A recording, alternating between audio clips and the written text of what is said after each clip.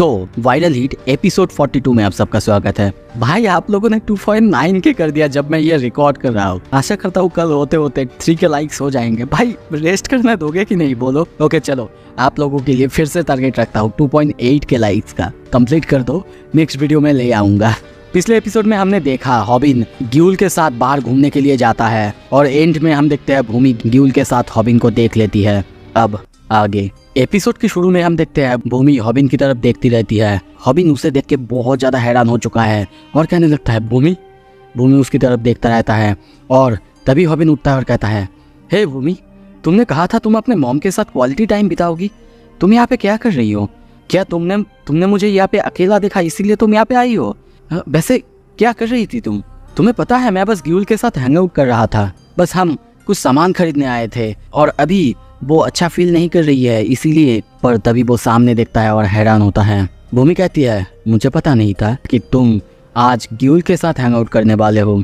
मुझे लगा कि तुम अकेले हो। हॉबिन ग्यूल की तरफ देखता है और बहुत ज़्यादा हैरान होते हुए कहता है, क्या? ओ शिट, मैं तुम्हें समझा सकता हूँ। तुमने शायद कोई गलत आइडिया हुआ है। एक्चुअली भूमि ये वैसा नहीं है जैसे कि तुम सोच रहे हो। वो अपना बैग खोल कर दिखाने की कोशिश भी करता है पर तभी भूमि अपने मॉम को कॉल करती है और कहती है, मॉम ओके मैं आ रही हूँ। तभी वो हॉबिन को कहता है, सॉरी मॉम मुझे ढूंढ रही है, मज़े करो हॉबिन। वो उसकी तरफ देखती है, उसको हम बहुत ज़्यादा सैड देखते हैं और ये कह के वो चला जाता है। सीन शिफ्ट होता है। बाद में हम देखते हैं हॉबिन ने भूमि को टेक्स्ट किया है पर भूमि उसका रिप्लाई नहीं देता है। ये देख के वो बस कहने लगता है, आखिर क्या प्रॉब्लम है? वो रिप्लाई क्यों नहीं दे रही है? उसे लगता है कि वो ऐसे ही बिना देखे बिना समझे कोई भी कंफ्यूजन पर आ जाएगी और वही ठीक होगा। यहाँ तक कि उसने मेरी बात सुनी भी नहीं। लगता है कि वो अभी मुझ पर गुस्सा है, पर क्यों? इतना ज्यादा गुस्सा होने की बात आखिर क्या है? यहाँ पे हम देखते हैं हॉबिन को कुछ भी समझ में नहीं आ रहा है बंदे ने क्या गलती की है। वो अपने बैग की तरफ देखता है और कहता है, मैं उसे बताने की कोशिश भी कर रहा था, यहाँ तक कि दिखा भी देता, पर उसने मेरा बात सुनी भी नहीं। ये सब कहते कहते कुछ देर बाद वो सोचता है, रुको, क्या वो मुझे ऐसा दिखा रही है कि उसे पाना बहुत ज्यादा मुश्किल है? बंदा बिल्कुल डम्ब है, बिल्कुल डम्ब। इसको अब तक समझ में नहीं आया कि इसने क्या गलती की है और वो यहाँ तक कि भूमि से पूछने भी वाला है कि उसने क्या गलती की है। उसके लिए वो माफ़ी मांगेगा पर उसे अब तक पता नहीं है कि क्या गलती की है और सोचता है, अरे ये सब तो फाइटिंग से भी बहुत ज़्यादा हार्ड है। और तब हम देखते हैं वो धीरे धीरे समझने लगता है और कहता है, एटलीस्ट मैं उसे बता सकता था पहले कि मैं ग्यूल के साथ हैंग आउट करने वाला हूँ। रुको, क्या उसे उस वजह से गुस्सा तो नहीं आ रहा है ना? मैं ग्यूल को पकड़ा हुआ था। अच्छा अब मैं समझा। अगर मैं उसकी जगह पे होता और वो अगर किसी को पकड़े हुए होता तो शायद मैं भी ऐसा ही करता। तो यहाँ पे गलती पूरी तरह से मेरी है। बंदे को अब समझ में आया। तो फिर क्या इसका मतलब भूमि जेलस है? ये समझ में आते ही वो सोचता है, अब सोचना बंद करो और उससे माफ़ी मांगो।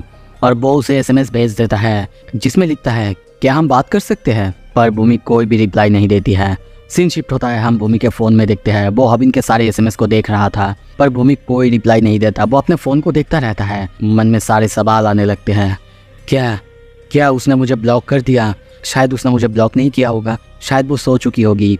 पर टाइम देखता है 9:02। अब सोने का तो कोई टाइम ही नहीं है। शायद वो उसको इग्नोर कर रही होगी। क्या हो सकता है उसने उसे ब्लॉक कर दिया होगा? वो बहुत ज़्यादा सैड होता है। सीन शिफ्ट होता है। भूमि के मोबाइल में देखते हैं हॉबिन का SMS आया हुआ है।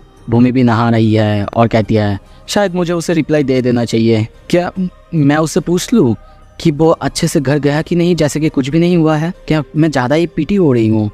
ग्यूल वैसे भी बहुत ज़्यादा सिक लग रही थी। पता नहीं क्यों उस वक्त मुझे क्या हो गया था। मैं उसकी बात सुनना भी नहीं चाहती थी।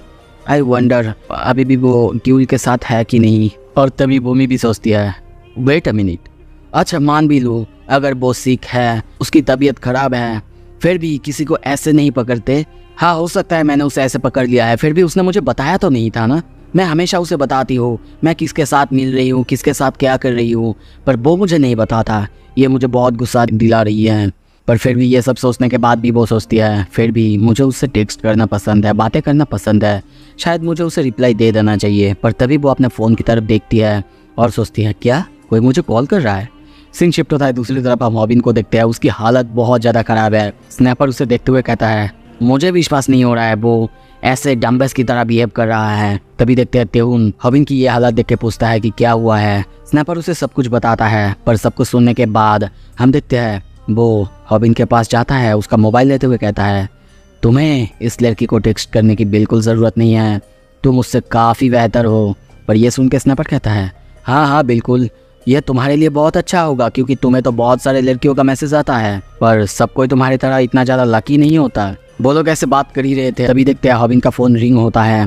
हॉबिन सोचता है शायद भूमि का SMS आया है, भूमि का रिप्लाई आया है, पर जब देखता है वो थोड़ा सा और सैड होता है क्योंकि वहाँ पे भूमि नहीं बल्कि ग्यूल थी। सीन शिफ्ट होता है ग्यूल के घर में। देखते हैं उसके डैड उसके ऊपर चिल्लाने लगते हैं, कहने लगते हैं जब से तुम आई हो तब से तुम्हारी हालत ख़राब है, तुम्हारी नाक से पानी बह जा रहा है। पर वो कहती है मैंने हर्बल टॉनिक पी लिया है, शायद मैं जल्दी ठीक हो जाऊंगी, शायद मैं ठीक हो जाऊंगी।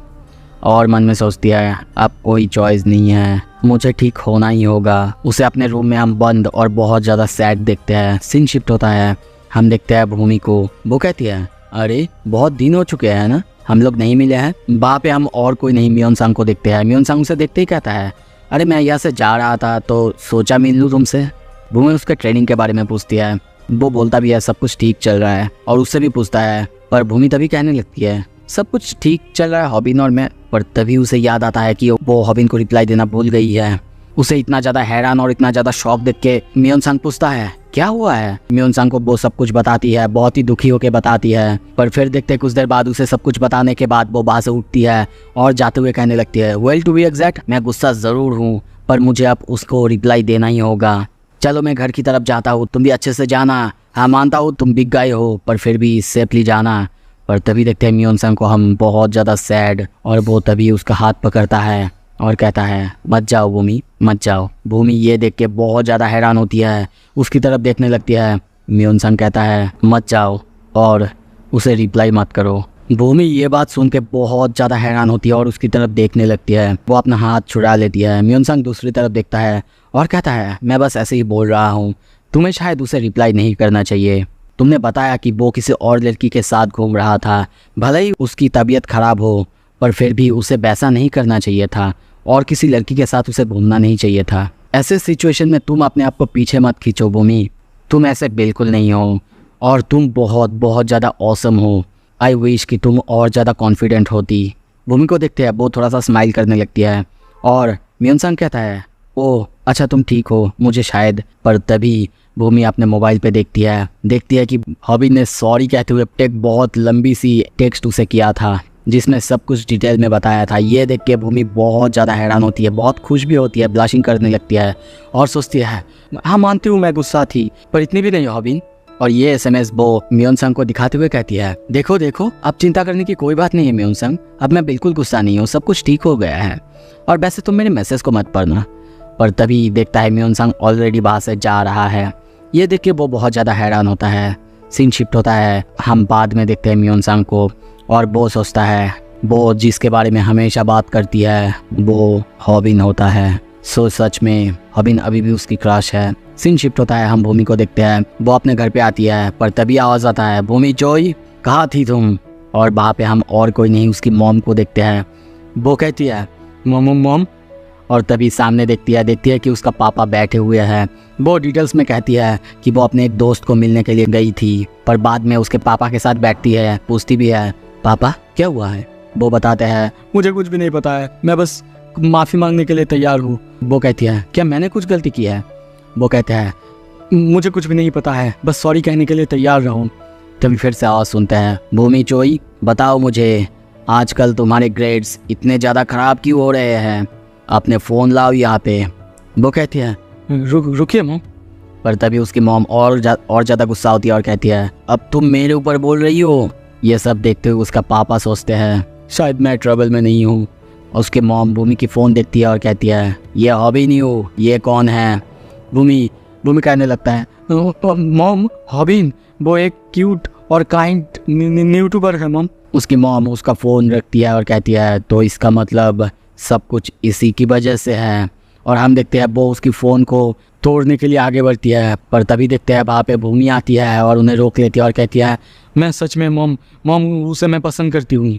ये सुन के उसकी मॉम रुकती है और कहती है क्या। दूसरी तरफ तभी हम देखते हैं भूमि की डैड बहुत गुस्सा होते हैं और कहने लगता है, हॉबिन ये वही बच्चा है ना जो कि हॉस्पिटल में आया करता है, वो लिटिल बस्टर्ड, वो भूमि पे लाइन मारने की कोशिश कर रहा है। पर भूमि की मॉम तभी कहती है, हनी तुम इससे दूर रहो, और वो ओके भी कह देता है।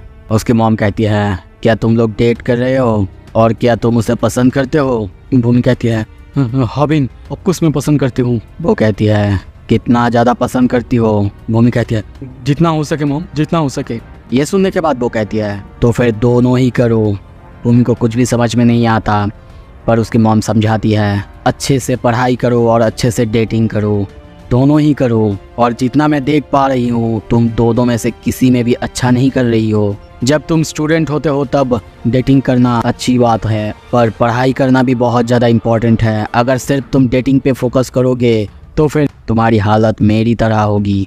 ये सुनकर उसके पापा कहते हैं, पर हनी हम लोग तो खुश है ना साथ में। और कुछ देर बाद उसकी मॉम जाते जाते कहते हैं, देखो इसके बाद तुम्हारा एग्ज़ाम आने वाला है और उसका स्कोर्स अगर इस बार से और ख़राब आया और अच्छा नहीं हुआ तो फिर मैं तुम्हें बाहर फॉरेन कंट्री में स्कूल में भेजूंगी, इतना याद रखना तुम। सीन शिफ्ट होता है, हम देखते हैं हॉबिन रो रहा है। भूमि फ़ोन पे उसे ये सब कुछ जो भी हुआ है सब कुछ बता देती है और कहती है, अब हमारे पास कोई चॉइस नहीं है, हमको ऐसे ही रहना होगा, शायद हम मिल भी नहीं सकते और बहुत ज़्यादा कांटेक्ट भी नहीं कर सकते एक दूसरे से। एनीवे इट्स फाइन, अब तो पढ़ाई करना और ज़्यादा ज़रूरी है, नहीं तो बाद में मैं तुमसे मिल नहीं पाऊँगी कभी, मुझे बाहर भेज दिया जाएगा। हॉबिन भी रो रहा है और कहता है, बिल्कुल तो ये सच कहा तुमने। सीन शिफ्ट होता है, कुछ देर बाद हम हॉबिन को देखते हैं, बिस्तर पे सोया हुआ है और उसकी मॉम के बारे में सोचता है और सोचता है, सही कहा उसके मॉम ने, अब तो और कोई रास्ता नहीं है। पर फिर भी मैं सोच रहा था कि उसे बाहर ले जाऊँ, उसे आउटिंग के लिए पूछूं, पर अब तो और कोई रास्ता नहीं है। शायद अब मेरे प्रेजेंट्स उनमें धूल लगने वाले हैं, पर चलो कोई नहीं, अब फिर से हम लोगों के बीच सब कुछ ठीक तो हो गया है ना। सीन शिफ्ट होता है, हम देखते हैं ग्यूल को, वो बाहर देख रही थी, बहुत ज़्यादा सैड है। तभी पीछे से आवाज़ आता है, ग्यूल। वो बहुत खुश होकर घूमती है और कहती है, हाँ बोलो। पर तभी बहुत ज़्यादा सैड होती है क्योंकि वहाँ पे और कोई नहीं बल्कि स्नैपर आया था। वो कहता है, ओह सॉरी, शायद तुम किसी और को एक्सपेक्ट कर रहे थे। मैंने नोटिस किया कि तुम यहाँ पे आए हो और सोचा कि तुम्हें शायद अच्छा नहीं लग रहा होगा, इसीलिए यहाँ पे आया। वो उससे उसकी हालचाल पूछता है और कहता है, बताओ अगर किसी भी चीज़ का ज़रूरत पड़े तो मुझे बताओ, वैसे भी तुम्हें पता तो है मैं एडवाइस देने में बहुत अच्छा हूँ। पर तभी ग्यूल स्माइल करती है, फेक स्माइल करती है और कहती है, आई एम फाइन। स्नैपर भी ये सुनता है, थोड़ा सा स्माइल करता है और कहता है, सच में? ओके तो फिर सब कुछ ठीक है, मैं बस तुम्हारी चिंता कर रहा था एक कोवर्कर होने के नाते। वो भी स्माइल करता है पर वो भी फेक स्माइल करता है।